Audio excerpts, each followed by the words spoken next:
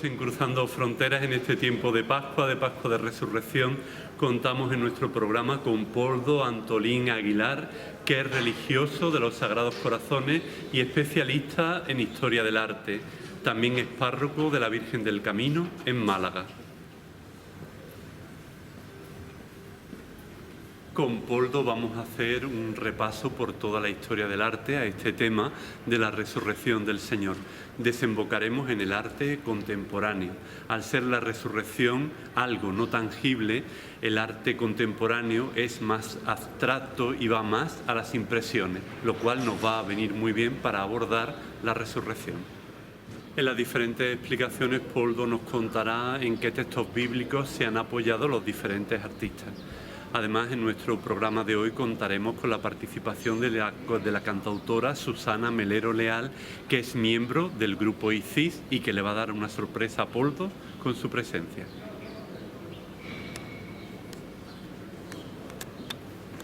Pues como decíamos, tenemos ya aquí en nuestro programa a Poldo Antolín Aguilar, religioso de los Sagrados Corazones, al que le damos una bienvenida muy especial a Cruzando Fronteras. Hola Poldo, ¿qué tal estás? Muy buena, Fernando. Pues nada, muy bien. Aquí Ante contigo. todo, feliz Pascua, feliz Pascua. Igualmente. Bueno, Poldo, podríamos hablar de muchísimas cosas con Poldo. Lo primero es darle las gracias porque haya aceptado estar aquí en el programa, porque a él este Por tipo favor. de cosas de entrevistas y cosas de estas no le gusta mucho, pero bueno, así es la vida también un poco y ya veréis cómo el esfuerzo que va a hacer merecerá la pena cuando escuchemos sus reflexiones y un recorrido que vamos a ir haciendo a lo largo de la historia del arte en torno a la resurrección.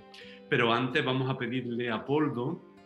Él ahora mismo es párroco de la parroquia Virgen del Camino en Málaga, lleva de religioso a los Sagrados Corazones muchos años también y además es licenciado en Historia del Arte, bueno, sobre todo que le gusta muchísimo el arte y la relación entre el arte y la fe.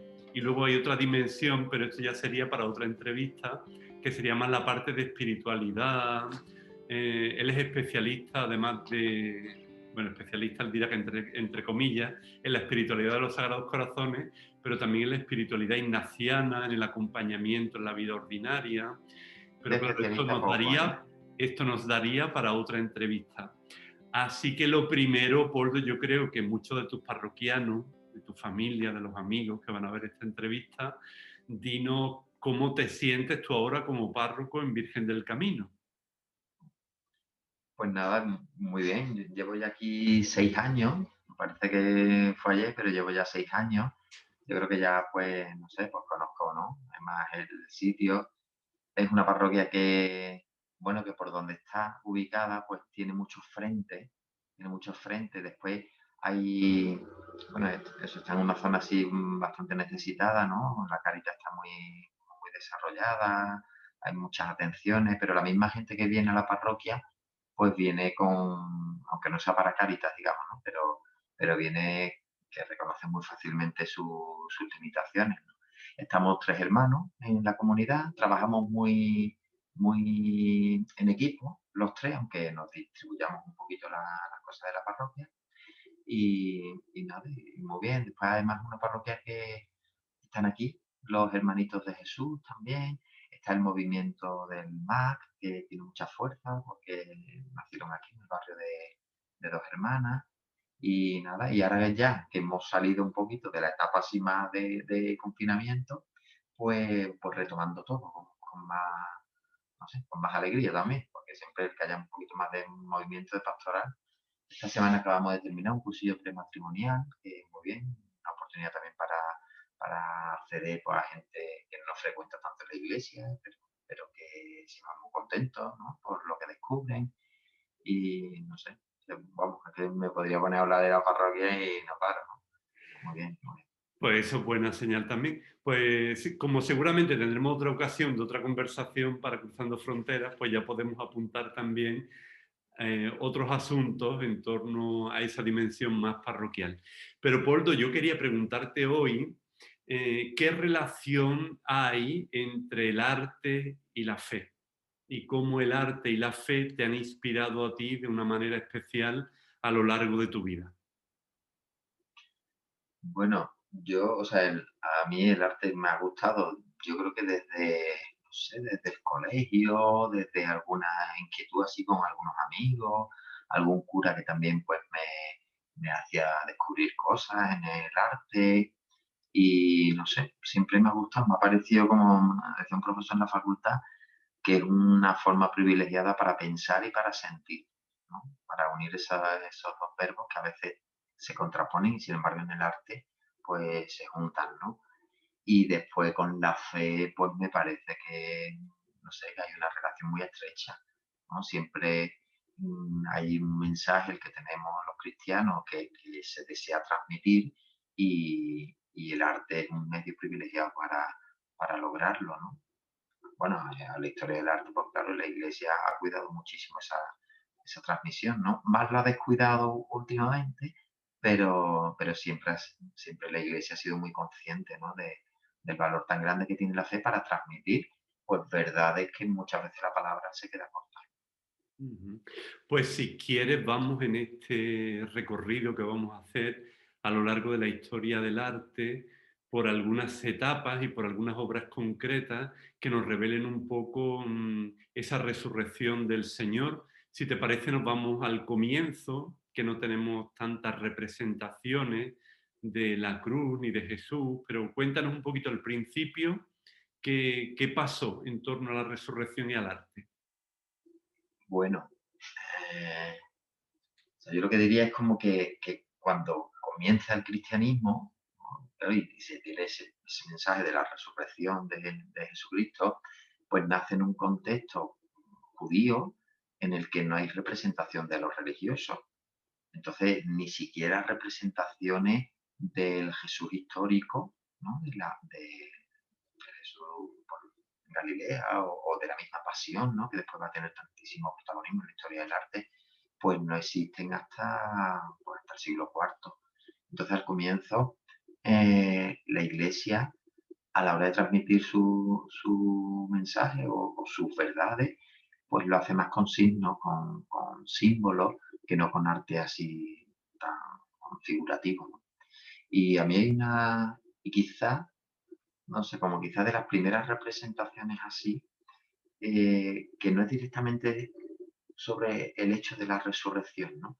Pero que sí nos transmite mucho de su verdad, sería la imagen de la cruz, pero la cruz sin el crucificado, un poquito como en el Evangelio de San Marcos, ¿no? El Evangelio de San Marcos que va todo él como apuntando hacia la cruz, hacia esa confesión, ¿no? De la verdad de Jesucristo que se experimenta ahí, cuando se le ve crucificado, ¿no? Testimonio del centurión, ¿no? Verdaderamente este hombre es el Hijo de Dios. Pues como después de la resurrección, ¿no? El Señor pues no está, pero para nosotros, para sus seguidores, se nos queda la cruz, ¿no? Como la referencia, como el camino, ¿no?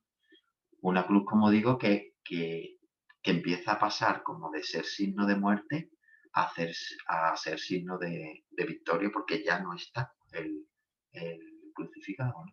Entonces, a partir de ahí, pues irán saliendo muchos signos, ahí está el famoso crismón, y hay como toda una conceptualización, ¿no? De la verdad religiosa a través de esos signos. Después también dicen que los primeros cristianos tenían miedo de que las representaciones sobre Jesús se pudieran confundir con los dioses de la mitología romana, ¿no? Entonces, bueno, se empezaron a ver algunas pinturas en las catacumbas y eso, de alusiones a algunas imágenes que eran comunes, pero que los cristianos le daban una significación religiosa, como era la del buen pastor, por ejemplo, que tuvo mucha fuerza en la época paleocristiana. Y después sí que es interesante que como los orígenes del cristianismo, claro, son tan, yo recuerdo, no sé, cuando estuvimos en Roma y visitamos la catacumba de San Calixto, fuimos un grupito de hermanos y yo les tenía preparado, ellos no lo sabían, el poder celebrar la Eucaristía allí. Pues claro, te impresiona celebrar la Eucaristía y con esos nichos. Es decir, el cristianismo necesitaba tener muy afianzada su fe, ¿no? en la resurrección, ¿no? Entonces, las primeras representaciones cristianas, pues ya desde el comienzo pues aluden a esta verdad, ¿no? De la salvación, de la resurrección.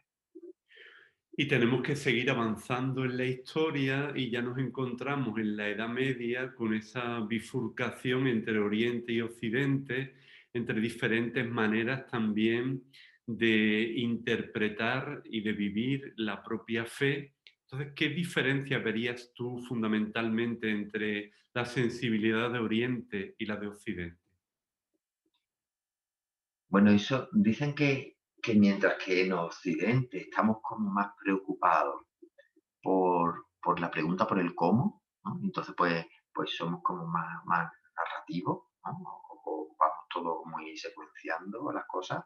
Sin embargo, el Oriente se pregunta más por el por qué y por el para qué.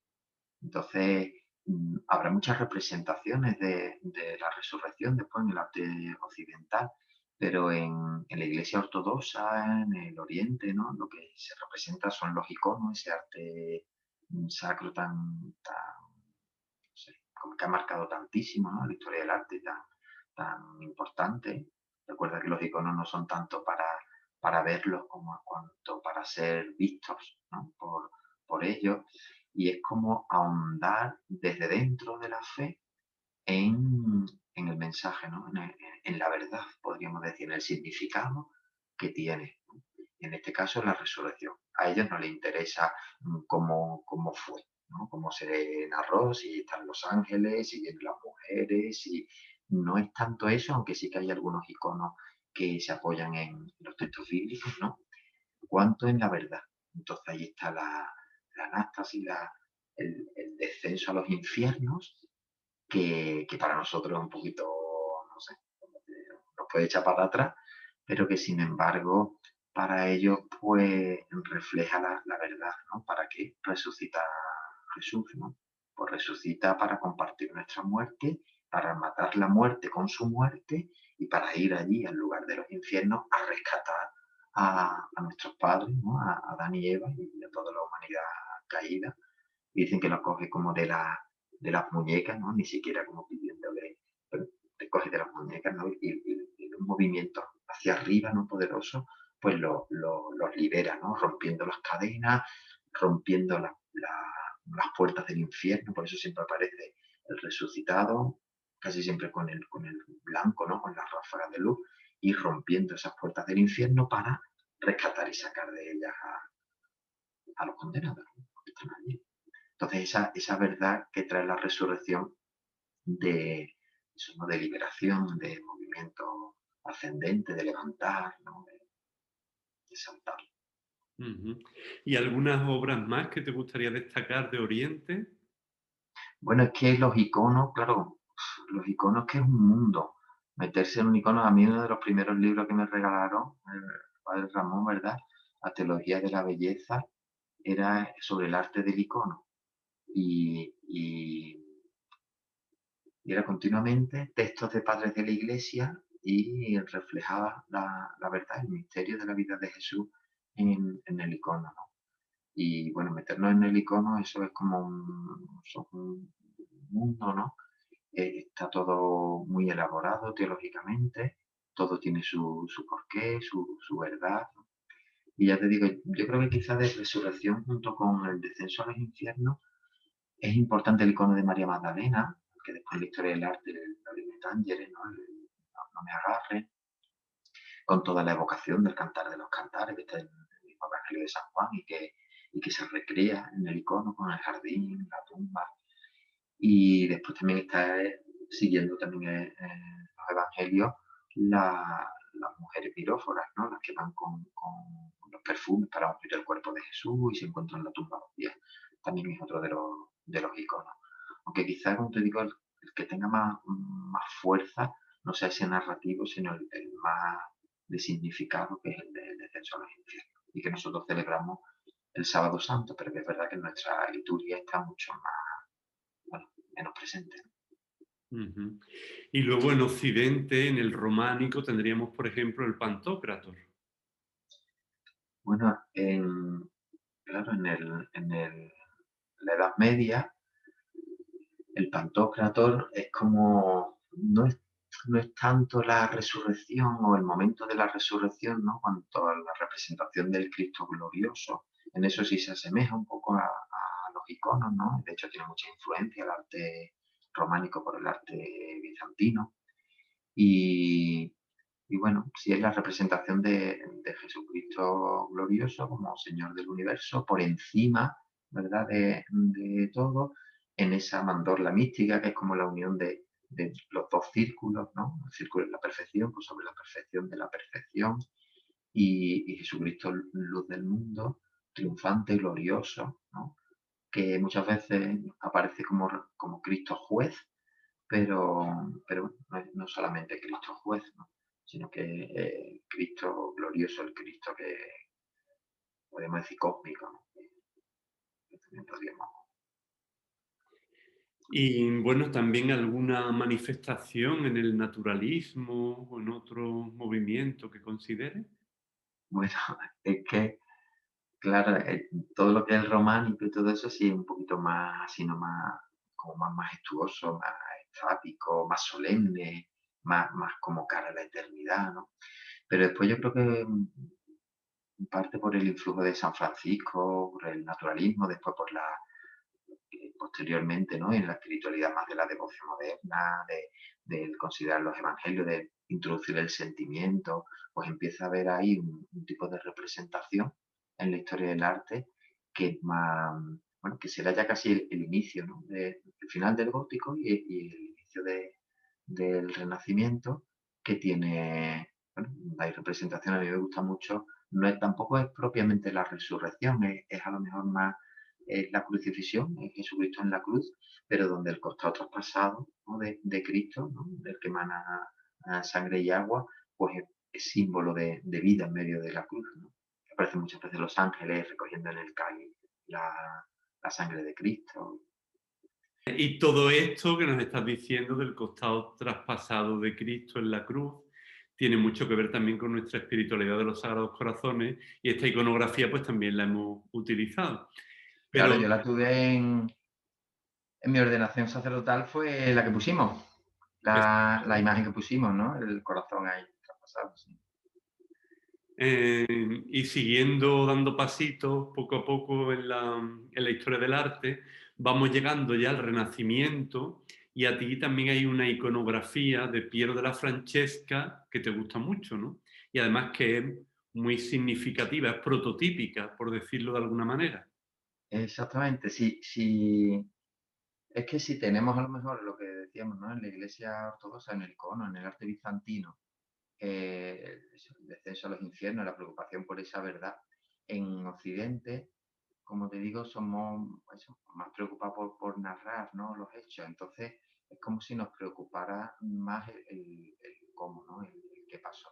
Entonces, aquí tenemos este, es un fresco de Piero de la Francesca, que era un maestro en los frescos, el propio Miguel Ángel dice que lo envidiaba, pues es la resurrección de Jesucristo. En la historia del arte y en toda la iglesia, quizás el evangelio que más ha influido de los cuatro es el de San Mateo. Entonces se fijan en el evangelio de San Mateo, en la resurrección, entonces ahí aparecen como varios elementos que después se van a repetir mucho en la historia del arte.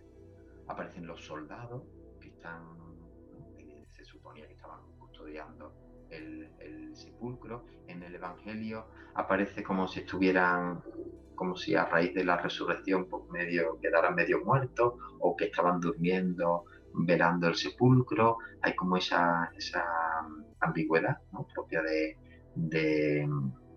bueno, del encargo que se le había hecho y del efecto de la resurrección, y aparece en primer plano.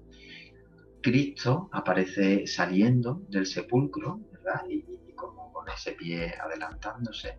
Aparece un elemento muy importante que es el lábaro, ¿no?, que tiene su origen romano, que es como ese estandarte de la cruz con la bandera, que es símbolo de victoria.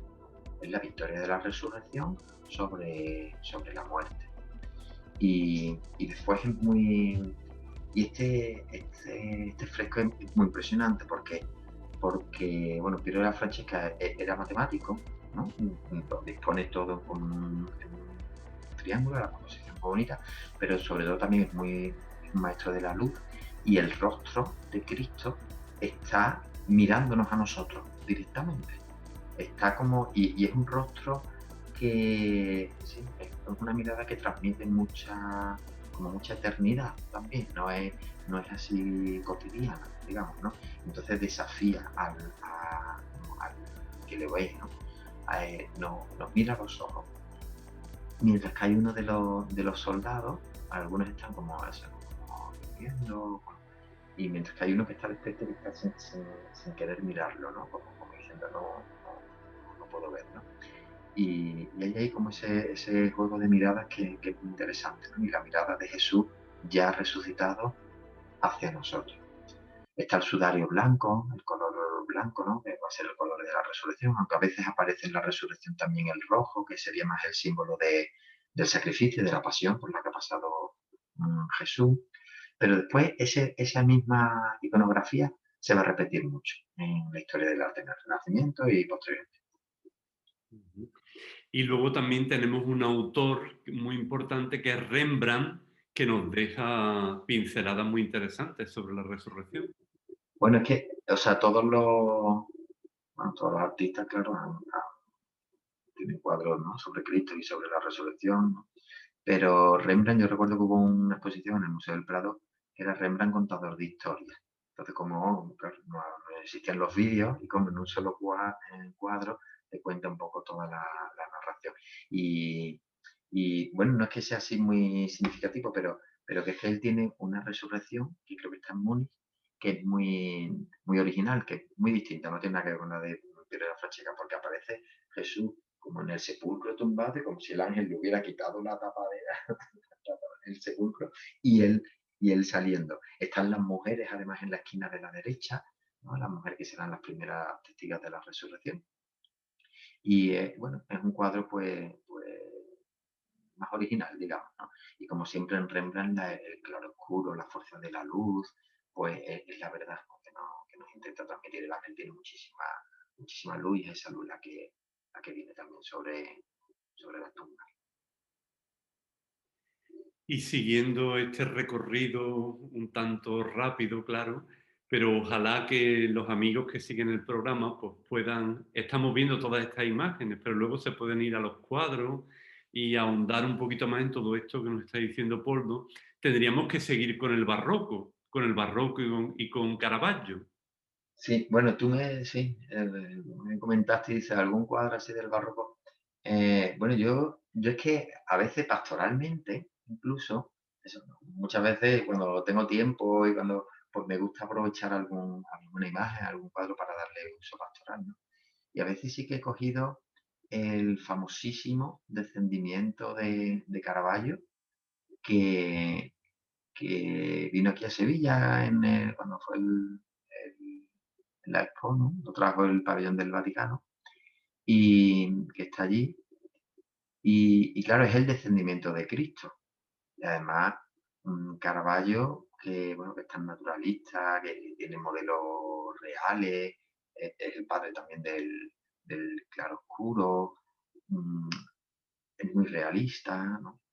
Muy, o sea, te presenta esa escena, pero a mí siempre me llamó la atención que en ese Cristo que está muriendo, ¿no? Y que lo van a sepultar. Y se ve ya la lápida, y además como en primer plano, tiene la tumba, ¿no? Y tanto el sudario como la mano especialmente de Cristo y el dedo está como tocando el sepulcro. Y entonces, claro, todo el movimiento del descendimiento va hacia abajo, pero yo siempre he querido como ahí como un guiño, me parece que hace el pintor, como si dijera, la pista siguiente está aquí, está en el sepulcro, ¿no? No dejéis de mirar aquí. Entonces la mano de Cristo está como está tocando, de hecho, está como señalando, pero tocando, ¿no? La lápida, ¿no? De sepulcro, como diciendo, aquí está la pista, ¿no? Esta será la losa que se quitará y que dará inicio pues, a la verdad más grande, ¿no? Que no termina con mi entierro. Después también Caravaggio tiene varios cuadros que son expresamente de resurrección, ¿no? Muy famoso el de la duda de Santo Tomás, ¿no? La aparición de Jesús a Santo Tomás, donde incluso aparece Tomás metiendo los dedos en el costado, que es algo que no aparece en el Evangelio, yo lo digo siempre.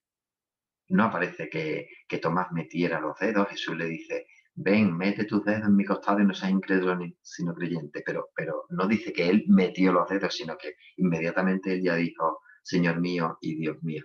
Sin embargo, Caravaggio pues metía los dedos de Tomás en el costado de Cristo, se ve incluso como la piel del costado, ¿no? Como te digo, es muy realista. Después también tiene otro, el de los discípulos de Maús, el momento en el que lo reconocen y aparecen así como asombrados. Pero como te digo, esto sería, es que es muy interesante que, claro, el tema no es el arte y Jesús, que tú puedas representarlo, ¿no? De hecho, claro, ¿por qué mientras que el Islam y el judaísmo no tienen representaciones de Dios, por qué nosotros sí lo tenemos? Pues nosotros lo tenemos por la persona de Jesucristo, ¿no? Porque Dios se hizo hombre, ¿no? El misterio de la encarnación es el que funda teológicamente el arte sacro, ¿no? Y, pero claro, es más fácil representar a Cristo, bueno, pues cuando está en su pasión o cuando está predicando, pero la resurrección que en todos los evangelios está esa lucha de cómo presentarlo como algo sensible, pero que no es sensible, que atraviesa las paredes, pues si atraviesa las paredes no puede ser, pero bueno, pero le dice que lo toque, o le ven, o le reconocen, pero no. Entonces, muy interesante, a mí siempre me parece muy interesante el uso de los sentidos en los evangelios de la resurrección. Como fallan, pero también reconocen, ¿no? Entonces, ¿eso cómo lo trasladas al arte? Pues claro, la resurrección se podría transmitir de una manera que no fuera necesariamente figurativa, ¿no? Por eso después el arte contemporáneo, ¿no? Yo creo que tiene muchas posibilidades para transmitir esta verdad.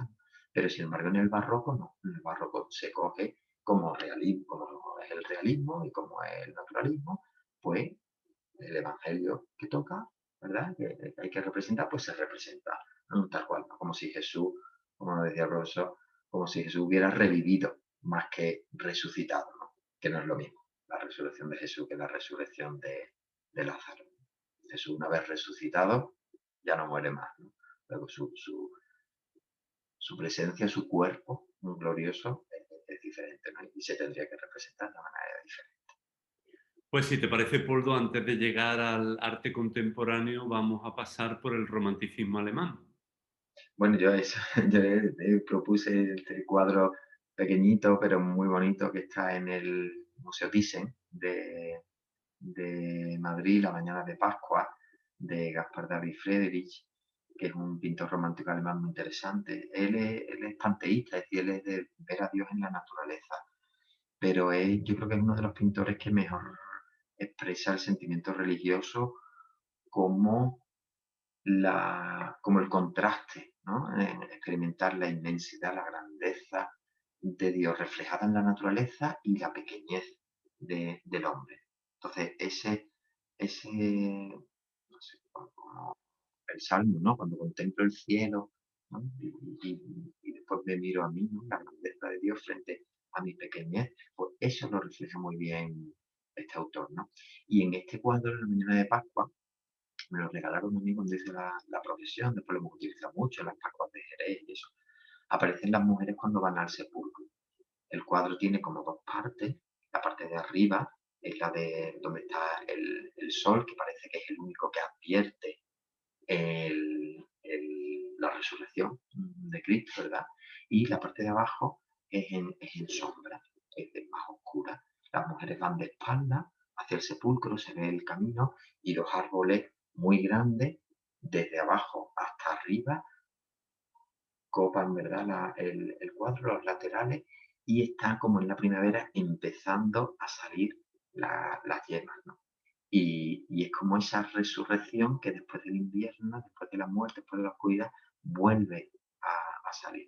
Entonces, como si él dijera, ha sido la naturaleza la que se ha dado cuenta, ¿no? De esta nueva vida que viene cuando las mujeres todavía van camino al sepulcro y la naturaleza se adelanta, digamos, a transmitir esta verdad.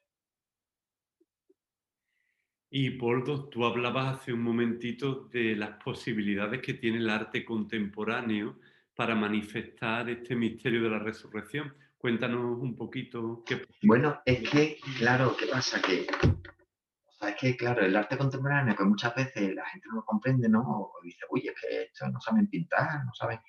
Pero claro, hay que comprenderlo, ¿no? Después del surgimiento de la fotografía, que empiezan a salir ya pues no sé, el impresionismo, después el expresionismo, el fauvismo, todos los sismos, ¿no? Y todas las corrientes, se empieza a transmitir, a expresar en el arte, pues un lenguaje que no es figurativo, un lenguaje que es más abstracto y que puede ser más espiritual, digamos, ¿no? Como la música, que no es tangible, pero sin embargo nos transmite, pues quizá más que ningún arte, ¿no?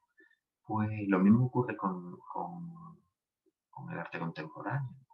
Entonces, ahí hay un librito famoso, ¿no? De Kandinsky, de lo espiritual en el arte, de cómo el arte va perdiendo esa cuestión figurativa, ¿no? Y cómo toma dos caminos diferentes, desde la abstracción más matemática, el cubismo, o desde los sentidos, desde los colores, a través del fauvismo. Y, y lo que me parece a mí es que eso tiene mucha virtualidad para transmitir la verdad de la resurrección, ¿no? También teniendo en la cuenta que no podemos estar siempre con la pregunta, ¿y esto cómo fue? ¿Esto cómo fue? ¿Esto cómo fue? ¿No? Y intentar trascender, ¿no? Esa cuestión, ¿no? Los evangelios no son un libro de ciencia, no nos dice cómo va al cielo, sino cómo se va al cielo, ¿no? Pues lo mismo. Entonces a mí me parece que en el arte contemporáneo pues, pues existe esa posibilidad y que la Iglesia, sobre todo en el siglo XIX, falló al no saber posicionarse, ¿no? En toda la cuestión de la revolución industrial, con el proletariado, pero también falló con la cultura. Entonces, mucho del arte religioso del siglo XIX es un arte devocional, muy meloso, muy dulzón, que después en el siglo XX, ¿no? Pues seguirá con muchas estampitas, muy kitsch, pero, pero después en el siglo XX se retoma. Y ahí hay un pintor, Rouault, que, que quizás es el primer pintor contemporáneo claramente cristiano que hace cuadros que transmiten la verdad y con un lenguaje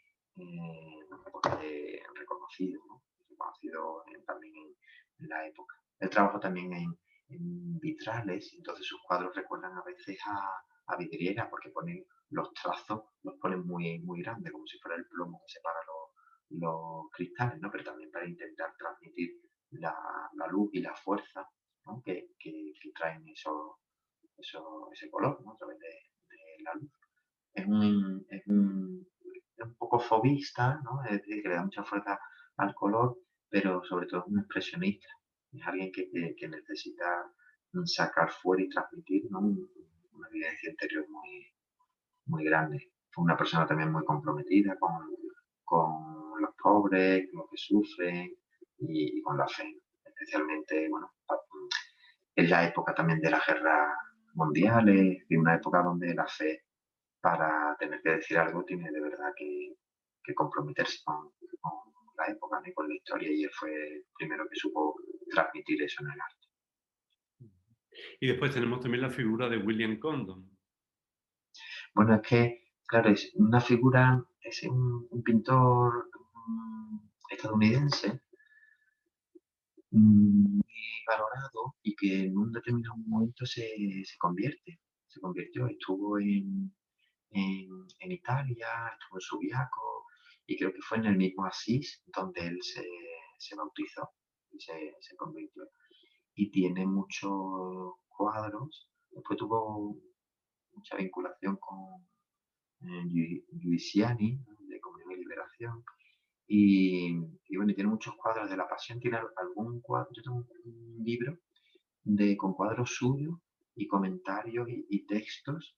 Se titula El sábado de la historia del propio Benedicto XVI, ¿no? Como uniendo la reflexión teológica con la pintura. Y él tiene este también es muy expresivo, y el arte contemporáneo una cosa que tiene es que no intenta con la forma controlar la materia, sino que la materia forma parte del mismo cuadro. Entonces él lo utiliza. Esto quizás Van Gogh el primero, ¿verdad? Con una paleta con tanto óleo que pone, pero después piensa, por ejemplo, no sé, en Tapie o en Barcelona, ¿no? Como meten la materia como parte del cuadro. Y, y Condon también lo utiliza.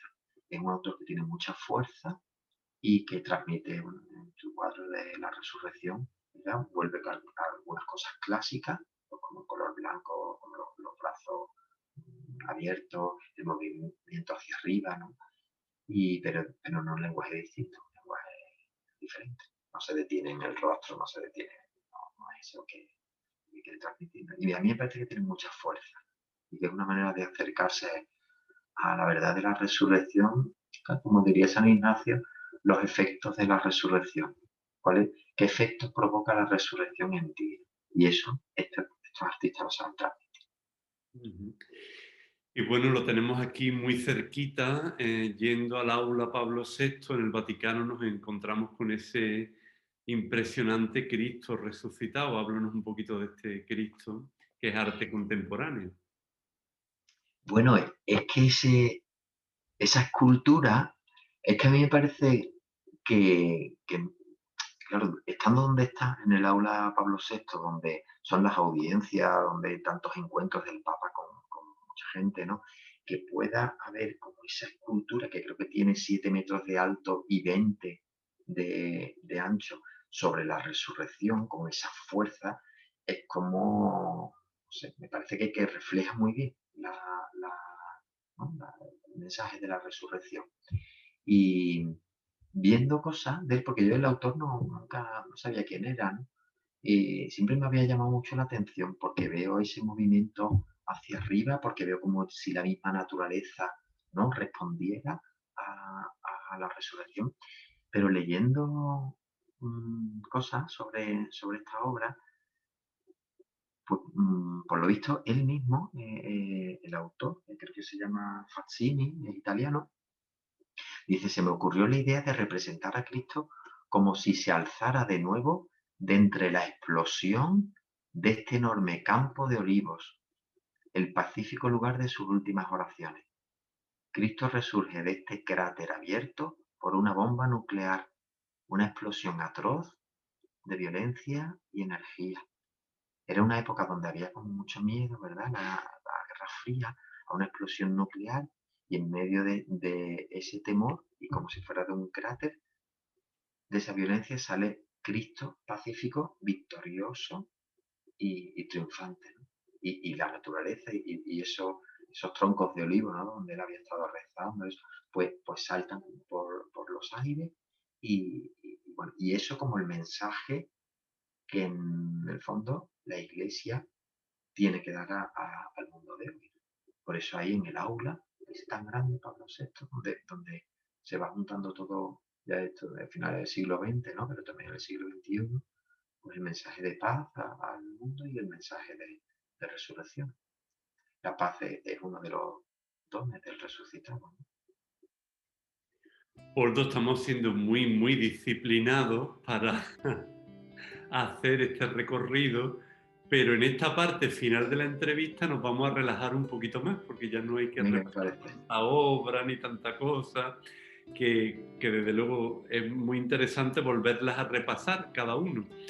Pero ahora en este momento del programa tenemos una sorpresita de alguien A que ver, te conoce muy bien y es una persona que ambos queremos mucho también. Y yo diría que es una persona icónica, icónica por su amor al Espíritu Santo, por su capacidad de generar comunión y también por su arte. Así que si te parece, ella nos va a saludar ahora y te va a hacer una pregunta, y me parece que una pregunta muy oportuna después de este recorrido que hemos hecho a la historia del arte, a la resurrección. Así que si te parece, la escuchamos. Es la sorpresa, ¿ves? Muy buena, Fernando. Qué alegría que me hayas invitado a tu programa. Una alegría doble además porque me he enterado de que hoy tu invitado es Poldo Antolín y me alegro también doblemente por lo que tenéis en común. La creatividad, una extraordinaria sensibilidad, un sentido del humor exquisito. Bueno, y que comparto con vosotros también de alguna manera parte del carisma, ¿no? Como sé que además Poldo está ahí contigo hoy para hablar de la Pascua y el arte, pues voy a aprovechar para hacerle de paso una preguntita. Buenas tardes, Poldo, a todo esto. Se me ocurre, fíjate, preguntar, con todo lo que se ha hecho a través del arte para representar los distintos momentos de la Pascua, ¿cuál crees tú que es aquel momento o aquel aspecto que no ha sido representado suficientemente a través del arte? Pues muchas gracias, Susana. Qué alegría escucharte. Ay, ya Susana la quiero mucho, porque además Esta me trae los sorpresa no te la recuerdos. esperabas tú. ¿El qué? Que esta sorpresa no te la esperabas. No, no, no, no me lo esperaba. Además, cuando estabas presentándola, digo, no sé quién será. Ya cuando la he visto, digo, claro, pues ya entiendo lo del espíritu, lo del arte, todo. Además, eso, desde San Fernando, que es un sitio donde hemos estado los dos y que, bueno, no sé, que tan buenos recuerdos, ¿no? Es muy difícil la pregunta, ¿eh? ¿Qué elementos de la resurrección no se ha transmitido? Pues mira, yo diría,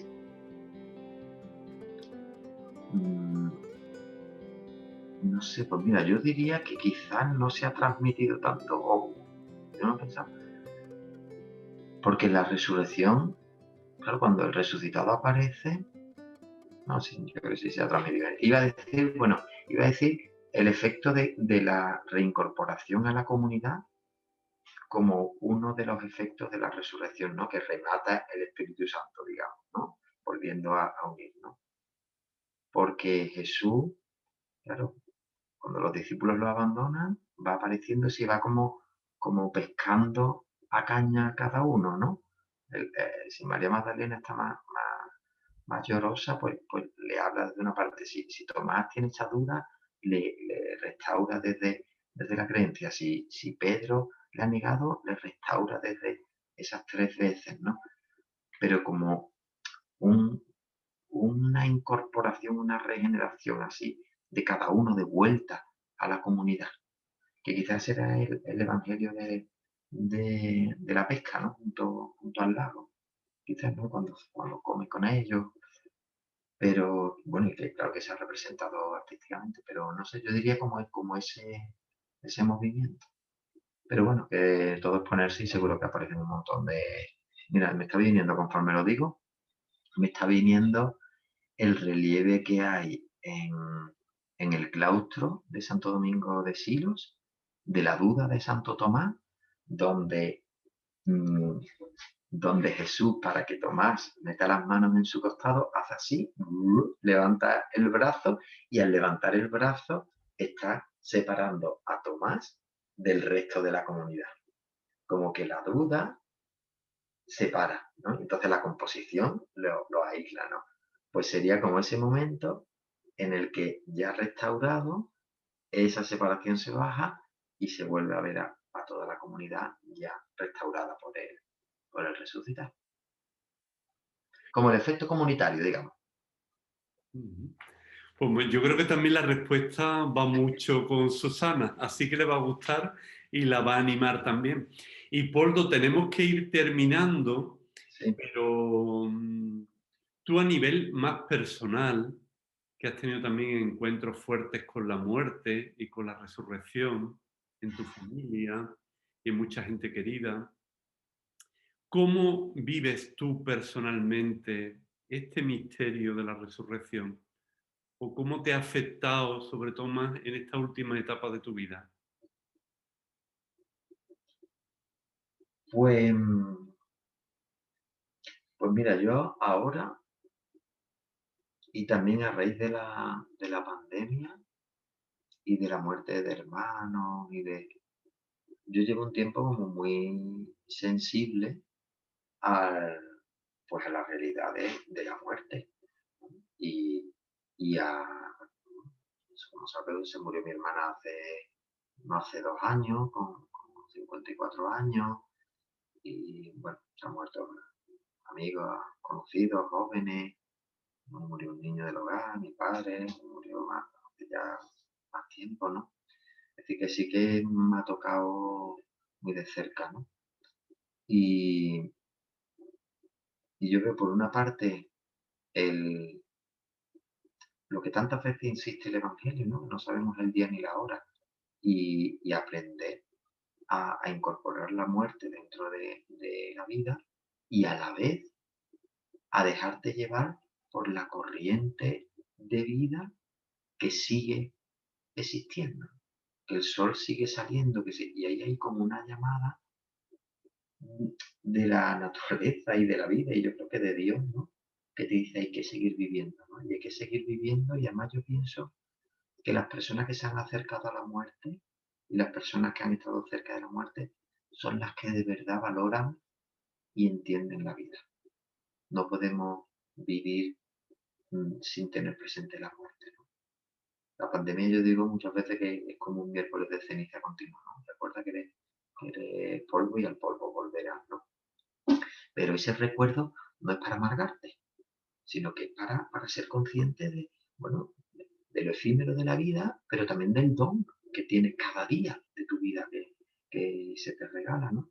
Yo me considero una persona muy, muy vitalista, es decir, que amo mucho la vida, que intento exprimirla, intento, no sé, no dejarla pasar de cualquier manera, ¿no? La gente que se aburre, yo digo eso, nunca se confiesa la gente de aburrimiento. Y con la de cosas que hay que hacer, las de cosas que se pueden hacer, no sé, las de cosas que se pueden hacer en la vida que nos aburramos, ¿no?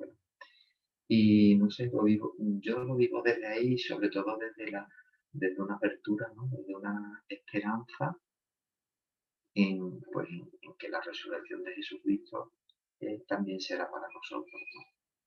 Pero sin ahorrar mucho la cruz, ¿eh?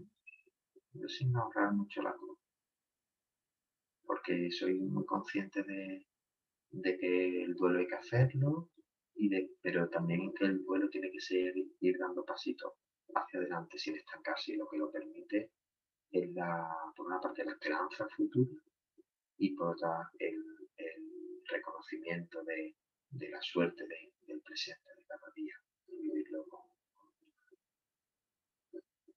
Pues nos quedamos con esas palabras que brotan de tu vivencia, yo creo que más íntima, más personal, de haberte identificado bien con la cruz, ¿no?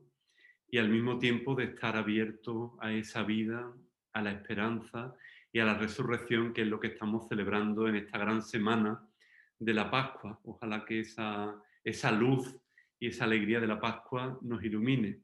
Y además, Poldo, Susana, quería compartir con nosotros y con todos los amigos del canción. programa una canción, y ella, vamos a cerrar el programa con la Qué buen canción. regalo. Y además que lo ha hecho con muchísimo cariño. Y vamos a terminar con esta canción. Ella te va a contar cuando la cantó contigo por última vez, y también nos va a explicar el sentido de la canción. Llénanos de ti. Pues con Susana Melero Leal terminamos esta entrevista con Poldo Antolín, que espero, bueno, que más adelante pues podamos repetir con otro tema, porque el arte y la espiritualidad evidentemente te amparan mucho. ¿No, Poldo? Exactamente. Me acuerdo mucho. Pues un saludo también a la comunidad parroquial de Virgen del Camino y también a tu familia, especialmente a tu madre, a Carmen, que es una persona también muy querida, muy sabia y que, bueno, pues nos verá, y le enviamos un saludo pascual lleno de alegría y de esperanza. Pues Poldo, hasta siempre. Muy bien. Pues Escuchamos. nada, que muchas gracias por invitarme. Yo no soy mucho de estas cosas, pero bueno, que hombre, viniendo de ti, no sé, es un tema que a mí me gusta mucho. No es que me haya preparado nada así, pero bueno, que bueno, te lo agradezco. Sí. Este ratito de conversación y por eso también nos vemos. Muy bien, pues vamos con Susana, que yo creo que te va a emocionar también, y con esa canción que además ella canta con tanta unción. Pues mucha felicidad para todos, feliz Pascua de Resurrección. Feliz Pascua. La canción que voy a cantar ahora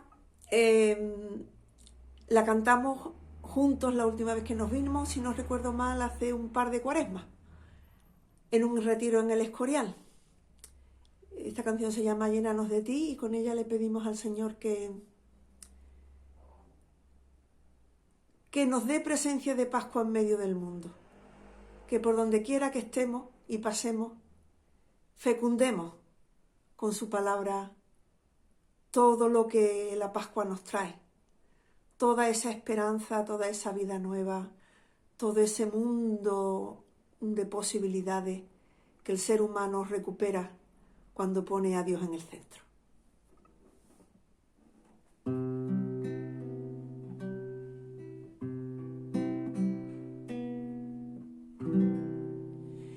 Llénanos de ti, llénanos, Señor, de tu espíritu